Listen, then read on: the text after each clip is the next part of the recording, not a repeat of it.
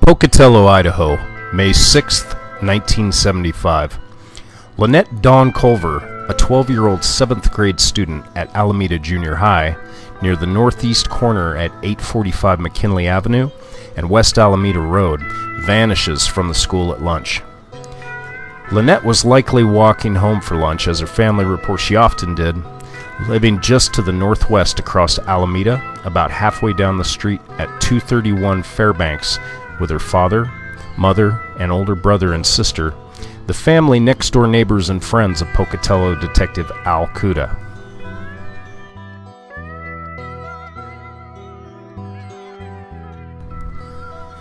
For almost 14 years, Lynnette's family had no real idea what had become of her, although many theories had her kidnapped by a child pornography ring, shot by local kids and left in the Snake River, running away to the Fort Hall Shoshone-Bannock American Indian Reservation until January 22, 1989, 2 days before his execution in Stark, Florida. Ted Bundy confessed to Idaho officials that he was responsible for her abduction and ultimately her murder.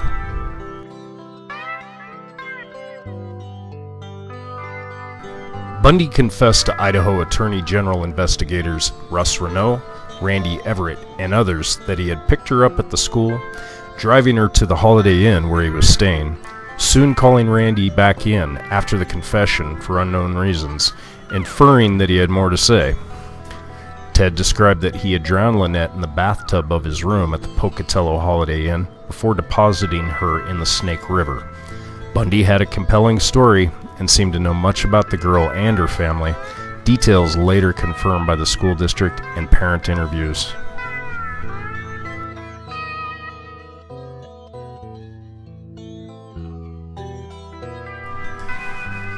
Idaho cold case investigators and others are not convinced because Bundy's detailed claims step out of his usual MO, while some locals recall secondhand stories about Bundy smoking pot with older boys after the fact. Could Bundy have spent more time there than we realize, becoming familiar with their disappearance through these contacts? Could he have stockpiled this sort of information, similar to the Susan Curtis abduction, attempting to use it later to get a stay of execution? Many would say that he had nothing to lose, and knew that he would meet his demise right on schedule, courtesy of the state of Florida on January 24, 1989.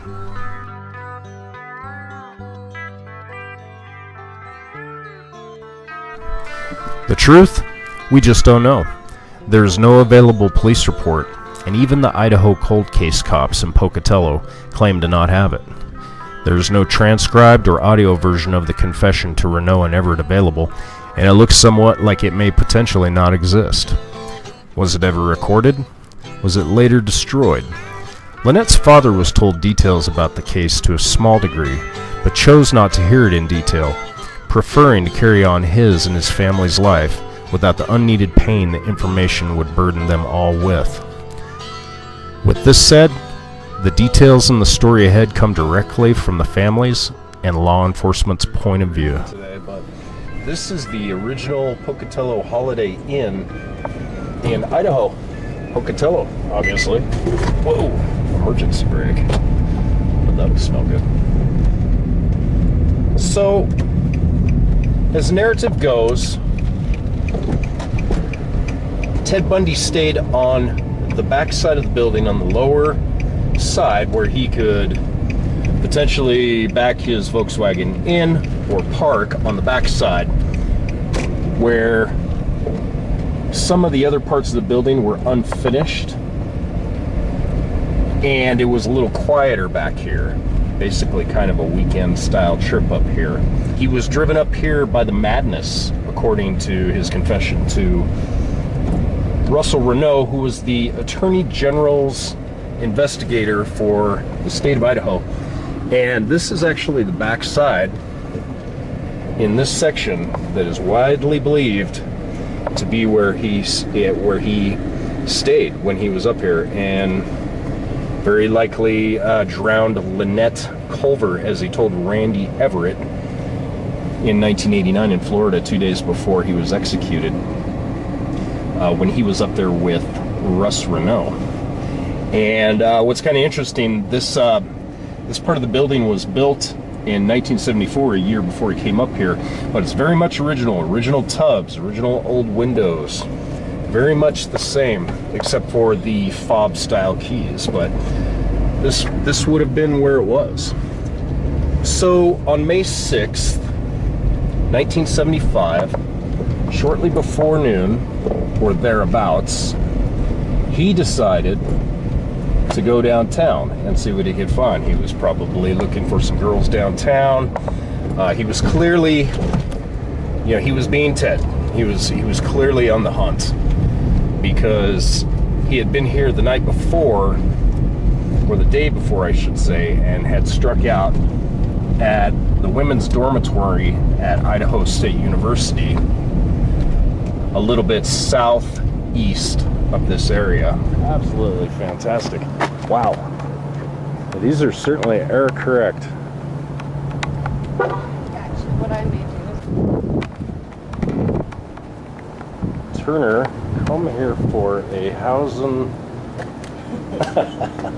I like it.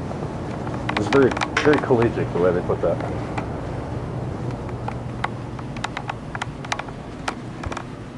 How you doing? Care if we snoop around a little bit? He doesn't care. he doesn't care. Excellent. Thank you, sir. Huh?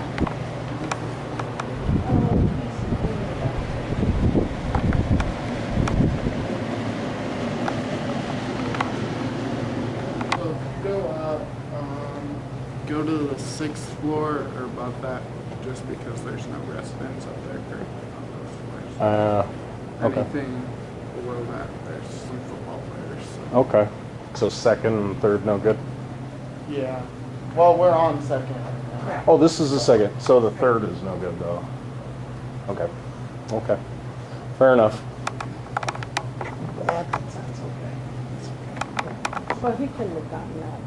And at the time, He it was- probably got stopped right here. Oh yeah, right here's where he got Yeah. stopped. Yeah. At the time, both were all women's dormitories, and no men were allowed in here, other than just right here. And so there's no way. You can imagine Yeah, Ted he got- Bundy. Yeah, he got stopped right here at the door and told he needed to leave. Yeah. So, Unless he tried to sneak up those stairs there, which is unlikely. no. Yeah. Yeah, no, the security guard was right here. Yeah. So he didn't go anywhere. Okay. Because they have the security guards posted right here Sure. in the lobby, so right by the doors. So he didn't sneak in. Yeah, he didn't get very far. No. Okay. No, he was asked immediately what his business was, and when he didn't have any legit business, he was told to leave. Yeah. So. Yeah. Yep. That's correct. Yeah. Wow. Turner Hall. Amazing. Okay, sounds good, Nancy. Yeah, and all the other doors were always kept locked. You could leave through them, but you couldn't get in through them. Everyone had to go through here. This is up on the eastern side of I-15. Clarion Inn, Whispers Bar and Grill. It was pretty happening on Saturday. There was a high school reunion there. The class of 1978 for Highland High School, actually, but which is where Lynnette would have went to high school, actually, if she would have continued to live. She was a 7th grader at Alameda Junior High School, or middle school. It used to be called junior highs back in those days. So Ted probably just headed straight down here, and the idea here is to illustrate how easily he found Lynnette, and it's fairly clear that he found her in a spontaneous kind of way.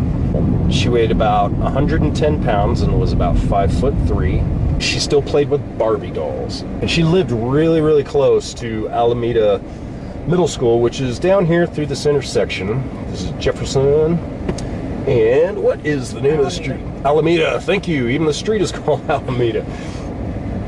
So this would have been an obvious way to get to the downtown or the older part of town, which is still there. You go over a bridge or an underpass of the railroad, and Idaho State University is off that way.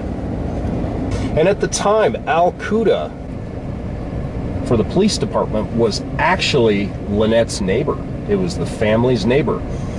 And there's a lot of interesting discourse that points you in different directions. A lot of the attention was being focused to the local American Indian reservation at Fort Hall, which is just north of here. Strangely, a lot of Lynnette's friends, who were really her older sister Nancy's friends, and by the way, Nancy was 5 years older than Lynnette. Lynnette was 12, Nancy was 17, much, much older, and has a very distinct memory about all of these things. They were friends of hers that she used to visit on the reservation, and they could never figure out. There was a nearby middle school called Hawthorne Middle School, and these kids were reporting, to Al Cuda that she was seen getting on Hawthorne Middle School bus. This particular bus headed out towards Fort Hall, the Native American reservation. And there was even a bus driver that said the same. And I said that they could have been mistaken. And apparently, no, there was a girl that looked like Lynnette. But when they got out there, they found the girl. They went to the different places where there's reports kept coming, by the way. They happened several times. It turned out they found, at least one time, they found a girl that looked like Lynnette, but she had black hair and was clearly a Native American girl. If you dig through some of these old newspaper entries, they're kind of sad because they kind of portray Al Cuda as being racist almost, like he was, it was the Indian.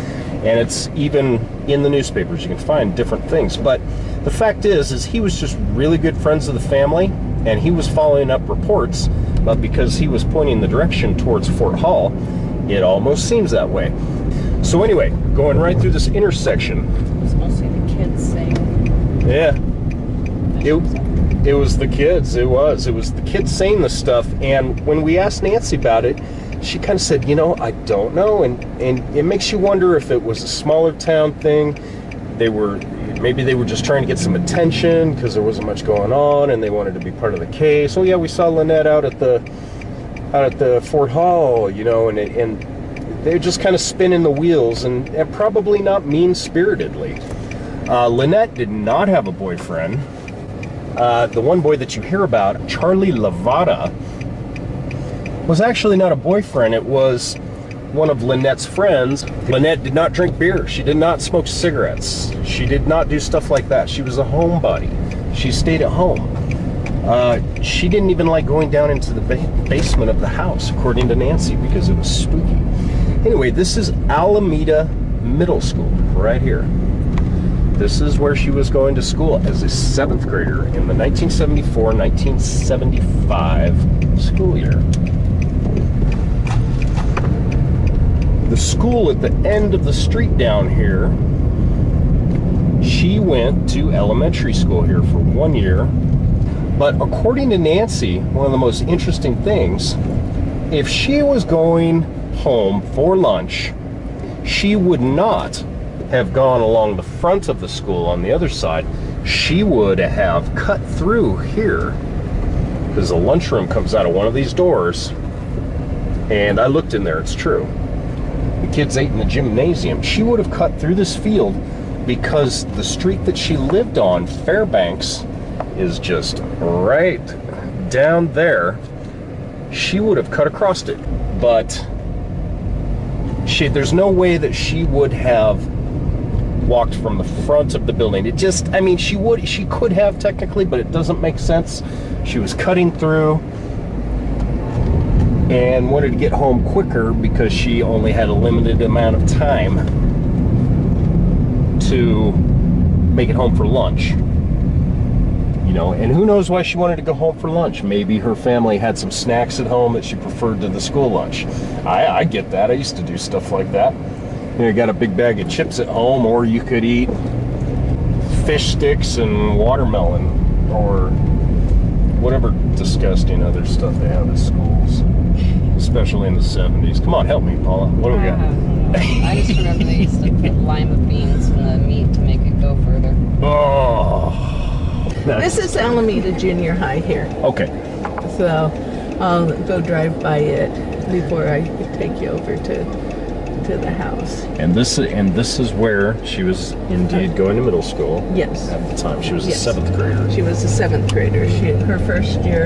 At that time, they were called junior highs. Uh-huh. And she was a 7th grader, so it was her first year in junior high. Yeah, and the narrative is that it was lunchtime, Yes. and Bundy at some point he pulled up in front of the school right here somewhere. Right. Well, what we were told was that he had gone to Idaho State University and had gone into a dorm, Yes. a girls' dorm, and one of the guards caught him and chased him out, and he didn't find an easy target, so he just started meandering around Pocatello and happened on to Alameda here at lunchtime. And, Gotcha. Picked Lynnette up while she was walking home for lunch. Yeah. Okay. So, but this is Alameda. Okay. This is the elementary school. Okay. Lynnette went to kindergarten here the first summer that we lived here, so she was 5. Okay. And she went to kindergarten here at Lewis and Clark Elementary School. She did at least through the 2nd grade. She was in the round classroom there. It had a inclusive type of classroom theme. Okay. Time. And so all the 2nd grade On this building on the back over here with the. Okay. So Okay. Fascinating. this is where she started her school life at. And then she ended up going to ISU. ISU Lab School. When my mom was up there doing stuff, she managed to get her accepted into the lab school. And so at that time, and if you'd like to go up to ISU, I'll take you up there also. But so she did part of her stuff at the lab school also. Okay. Okay.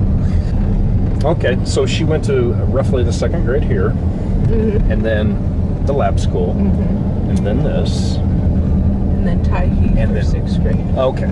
Okay. And then back here Back to Alameda. Yeah. for 7th grade. I'm sorry, she would have came here after Right. Tyhee. Gotcha. Yeah, this would be somewhere in here is where he would have picked her up at. I still question whether it was in front of the school, because she would have walked, I would have thought she would have walked down down to the gate, or instead of coming all the way out and then back down, she would have just gone out. She would have cut through. Right. I gotcha. Right. Completely cut through. And when the person, whoever said it, they saw her in a Volkswagen, and they said that they saw it on Alameda Road, which is this road right Okay. here. So, and the road going back and forth here is McKinley. So it would make sense that she would have Right. cut through over here, and your house is down here, I'm Right. assuming. Okay. So I would imagine that she was picked up on Alameda Road here, Okay. somewhere along in here. Okay. This fencing was not up at that time, and the road was much smaller. There was a canal that ran right down sure. through here. So I'll go to Delano first, Okay. because that's where we started. And this is Fairbanks right This here. is Fairbanks right Okay, here. so that's where she would have walked to. But anyway, yes, Yeah. let's go to. So, and like I said, this fencing wasn't here, but there was a bridge here that she would have walked down to probably, or there was another place over there that you could get across the canal. Okay. Okay. They didn't cover that up until one of our friends' little brother drowned in the canal. So, Yeah, that'll do it. Yeah. Oh. that was when I was in junior high. So this is Delano Street. Okay. Now this is a street when you moved here, you moved in with your grandparents, Right. your family, and Yes. Lynnette and your brother. Mm-hmm. Mom Mother and dad. father. Yep. Okay. And we lived right here at 1030. Okay. Closer. These both look very much the same, don't they? They do. Same So, builder. Yeah. Oh, yeah. This is 1030, but she's not sure if it's this one. Yeah. You think it was? I think it was 1030. We were 2 houses down from my aunt, Okay. who lived at the end. This one has a garage behind it, the other does not. Yeah, but this would all be new stuff. So that's why it's hard to say which. But we had 2 houses between us, I think. Okay. I'd have to ask my mom for sure. All 3 of these are the same builder. Yeah. Even this So, one. and this is, my aunt lived right here at the end of the block. Okay. My cousin might still be there. Do your cousin lives here? I believe she's still there, yeah. I Okay. haven't talked to her for a while. Okay. So, but yeah, my aunt and uncle lived just a couple houses down from my grandparents. There was some confusion. They thought that when we moved out, we got this because my Uncle Al, his last name was Culver too. Okay. So we had Uncle Al on the corner, and then my grandma and grandpa 2 houses down from that. Okay. But no, we never lived with Uncle Al. And Aunt Ione. We lived with Grandma and Grandpa, and when we left, we moved in to the house on Fairbanks. Just right down around the corner here. Yeah. Okay. Nice and close, so we were always able to go back, and Grandma and Grandpa were close by and stuff. So Sure. if we needed anything, then we could just head back. This has changed a lot. My mom had some, I'm sure this is it. My mom had some old glass transformers up on the thing, trying to get them bluer. Oh, okay. And so, but What? I doubt very much they're still there. So, yeah. Should we knock on the door? Oh, hey. Hi, how are you? Are you the ones that grew up here or something? Yeah, you've heard that old Indiana or story. something? Not Yeah. me, however. This I is am. Oh, Nancy. Hi. okay, all right. And this is yeah. my wife, Paula. Oh, nice to meet you. Nice to meet you. Okay. Yeah, old stomping grounds. Did you Yeah. get up there and retrieve the transformers off that chimney? What's that? I say my mom left Oh, transformers did she? up on that chimney. Oh, I think they were should gone be before I got nice here. and blue. Oh, okay. Wait, so you're pretty sure this is the... I'm pretty sure this is it. Yeah. We were wondering if we could Is come there in. a basement down under? Yeah, there is. Yeah. Yeah. A bedroom and Yeah. old coal room, and ours was the only house around that had a basement. It was dug out by the former owners. Okay. So, Yeah, you can tell it was. yeah, they dug Yeah. it out and put the furnace downstairs in one bedroom, and my dad had the hobby shop.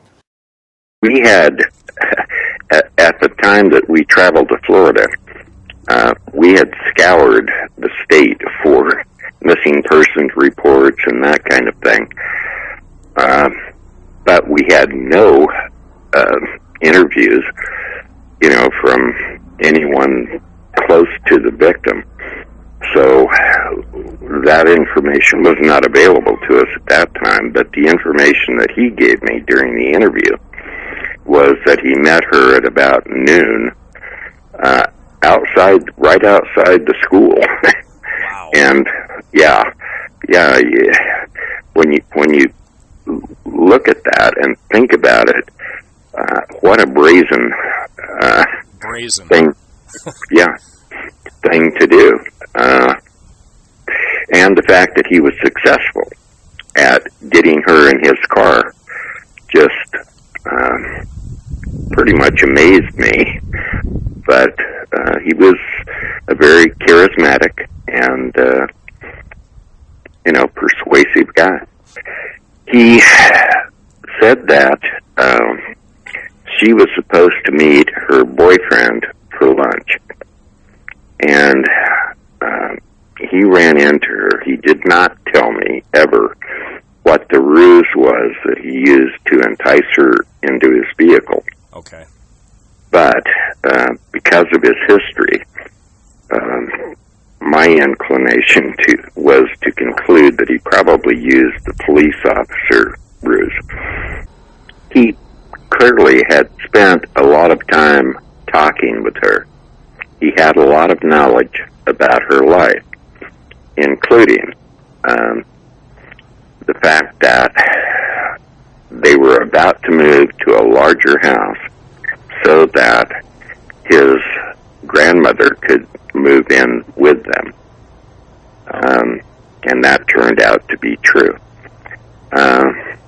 He also said that she had a truancy problem at school, which the parents denied.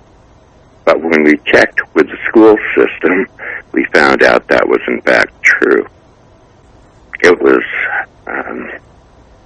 was amazing how much information he had about her and her life. And but I think the ones I've given you so far were the ones that probably convinced us that, it was a real deal. Yeah. He was quite surprised when I told him her age during the interview. Oh, really? Yes. In fact, he almost winced. It was like,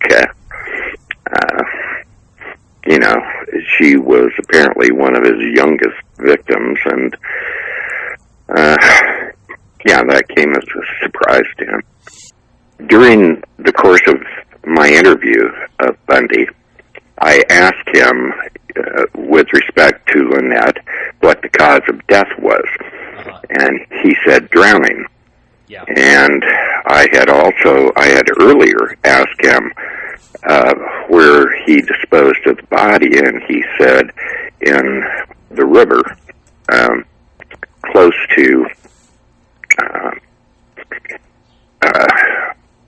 Pocatello, and he described the location would indicate that it had to be the Snake River. So, I was convinced that was the river he was talking about. And part of what convinced me was he talked about all of the dirt bikes that were in the area. And we found the spot where I thought it was most likely where he made the dump, or at least we were in the area, and the dirt bike traffic was substantial when I went to check that area. At any rate, we were limited to 1 hour on the interview. Yeah. And as we were walking out the front door of the prison, we couldn't talk because there was media everywhere and they had their boom microphones, So I instructed my team, no conversation until we get in the car. We got in the car and I said, there's a very important question that we did not get an answer to because I didn't ask it at the time. And that is, where was she drowned? I mean, the immediate thought that came to mind was that he drowned her in the river where he disposed of her. But upon reflecting on that, I thought, okay, wait a minute. He takes her to a hotel and rapes her, and then, unless she's unconscious, is fighting this struggling young girl into his car and manages to get her to a river where he can drown her. I said, that just doesn't make sense to me. Yeah. So I sent one of my investigators, Randall Everett, back to the prison in the hopes that we could get that one question answered. It took several hours, but he was allowed access to Bundy, and the response from him was that he had drowned her in the motel bathroom and in the bathtub. Okay. He stayed at what was then the Holiday Inn. It's changed ownership several times since then. But he stayed. The way this motel is laid out, it's like a two-story motel, kind of in a U shape, and they have some conference rooms and that sort of thing. But on the back side of the motel, they have rooms that you just drive right up to. Yeah. And your door's right there. And opposite that, at that time, was an open field that went for probably at least 10 acres. I know that because I stayed at that same hotel myself while traveling on investigations that I was doing. In fact, I stayed, hopefully not in the same room, but on the same back side that he did. You know, I didn't know a lot about Bundy at the time, but I'm fairly comfortable in my belief that he did that probably immediately upon getting her into the room. Okay. I mean, he was a necrophiliac, and that's probably about as much about that portion of it I can tell you about. She was a bit of a baby since she was the youngest of the three. Oh, yeah. And Nancy probably told you that we had a basement, and it was rather a spooky basement because it didn't have any windows in it. It had been built under the house after the house had been built, and so it was kind of, and she'd always either take the cat or the dog down with her because she didn't like to go down there by herself. And she was still doing that when she disappeared. So she was kind of a little bit of a baby, little chicken. She was. Yeah, she was a little spoiled. But then that's how you're supposed to treat your kids, I guess. Spoil them with love. She liked dolls and things like that, where Nancy never did. Right. And she liked to dress up, and she was a cute little girl. She looked totally different than Nancy. Nancy was blonde, and Lynnette had dark hair. I always used to say that anybody asked, and I'd say it must have been the milkman because I don't know where she got that dark hair and those deep-set eyes. But her eyes were blue, just like her sisters and her brothers, so, and her moms and dads. So, But Lynnette never sucked her thumb or anything like that. She wasn't a fussy baby at all. She was just really happy, and we could take her to church, and she'd sit in her little chair, and she'd sit there for an hour and a half and not say a word. wow. Just play with her toys or sleep. She was totally different than Nancy and Hetty. Well, Different than like I said, milkman must be. Either that or they switch babies in the hospital. Nice. Yeah, she kind of looked like my mother, and if you ever look at some of my mother's pictures, I don't have very many pictures of her, but she had very deep-set eyes and a straight nose like Lynnette had. Okay. So I guess that's probably who she took after, was my mother a lot.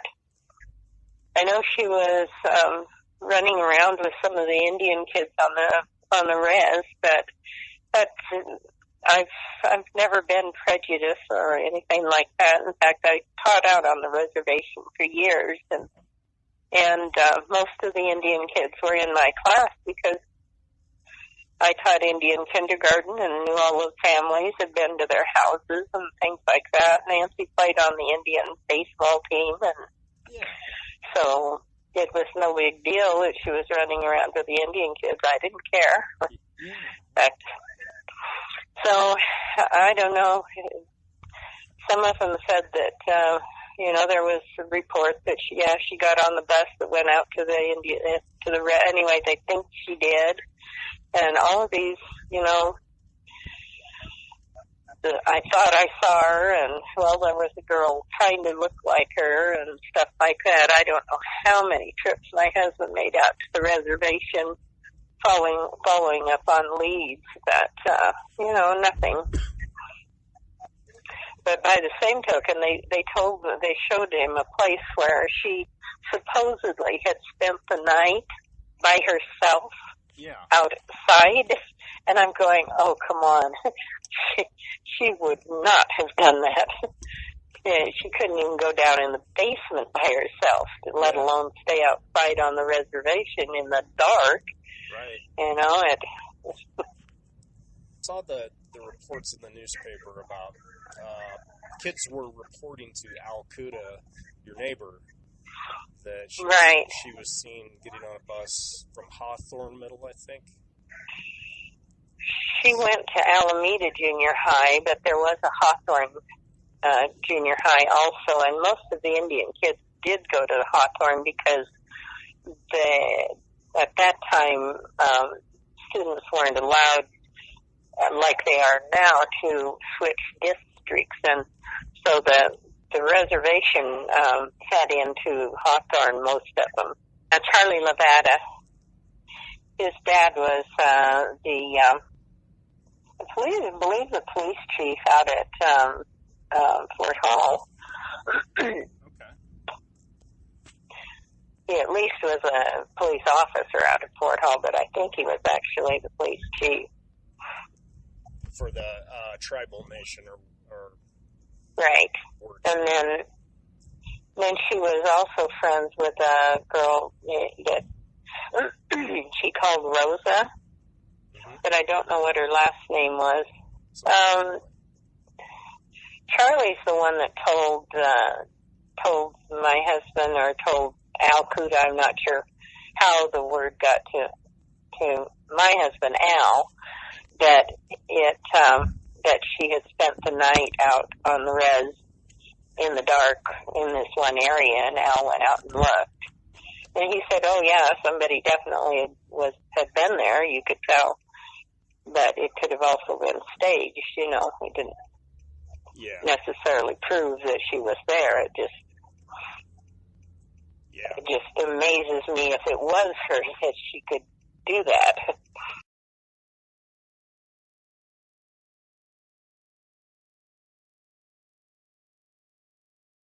Lynnette was born in Washington. We left there when she was 4 years old because we wanted, ironically, we wanted to raise the kids where they would be safer. Can you believe that? Because we lived in Renton, just outside of Seattle, and of course, the crime rate and the drugs and everything were much worse there than they were, I thought, in Idaho. And so when we had the opportunity to move back and live with Al's parents, and Al and I finish our education, we took it and went for it. So I can't imagine. I know that people are saying that she was into drugs and stealing and things like that, but I never saw any of that. She never came home with clothes that didn't belong to her. Right. And she wasn't a clothes horse. She didn't, the jacket that she disappeared in was an old jacket that was Alvin's when he was a kid. Yeah. It had a fur collar on it, and it was maroon color, and most girls wouldn't even looked at it, because It was an ugly coat, but she liked it, and that's what she wore what she wanted to wear. But like I said, I never saw anything that looked like stolen goods, because you watch your kids to make sure that clothes aren't appearing, that or jewelry or things like that. But she never had anything that wasn't hers. And I never smelled smoke on her. When Lynnette ended up missing, I could not believe it. I did not have a inkling that there was a problem. Not even at one. Yeah. So there was never, ever, ever, ever any kind of signs of any. I mean, because some kids act like that, you know. I mean, obviously, you know that Nancy did that. Yeah. Oh, yeah. Well, and you're an administrator and teacher. You know kids. You know? So. Oh, yeah. And most of them are good. Yeah. There's very few kids that you can say are bad. And they didn't start out that way. It was circumstances, family circumstances usually, with a lot of trauma that turns them so that they're that way. But most children are good and want to be good and want to please you. That's just human nature. Yeah, that's true. And Lynnette was that way. She was a good kid. And she always had good grades. She went to the open house that they have at the first of the year. You meet the teacher and everything. And they had pictures up on the wall that the kids they were just trees, and they were all the same. It would look like it had been mimeographed off on a ditto machine, and everybody colored it. Well, Lynnette's looked really weird because you could tell that she had colored it blue and then scraped it all off with her fingernail and then colored over it with green. Huh. And I asked her about that. You know, I said, why did you do that? Why did you color your tree blue and then scrape it off? And she said, because the teacher said there aren't any blue trees. And I told her, I said, Lynnette, you can have any color tree that you want. If you see it in your head, you can have it. But she didn't want to be different. She wanted to be like the other kids. Okay. No, but I always thought that was so funny that she had colored it blue, and such an individualistic trait, you know, because we wanted our kids to be individuals, so we didn't want them to be following the crowd. I mean, how did the place react to it? Well, for 2 days, no one did anything. Wow. They just assumed that she was a runaway. And when I called the police station and said, you know, she's missing, well, you'll have to wait 2 days before you report it because we don't do anything. Wow. And unfortunately, we didn't go over and talk to Al Kuda. That was our mistake. We should have. And he told us that we should have. But after you call the police department, they say, you know, forget it for 2 days. What do you do? So we went around that night, you know, looking as best we could. And just on hunches, you know, where could she be? We called all of her friends, called the school. The school said that she hadn't come back from lunch, and they didn't even call me to tell me that. And I was so irritated. I was angry about that. I'm still angry about that. Yeah, sure. Because there is absolutely no reason for them not calling when she didn't return from lunch. Yeah, that's lackadaisical. Wow. Yeah, it is. And there was several other girls, I understand, that disappeared in the years after that, all the way into the 80s. Yes, there were quite a few. Lynnette was the first, and there were quite a few after that. And, we kept thinking, that every time they found a body that maybe it was Lynnette's, but never was.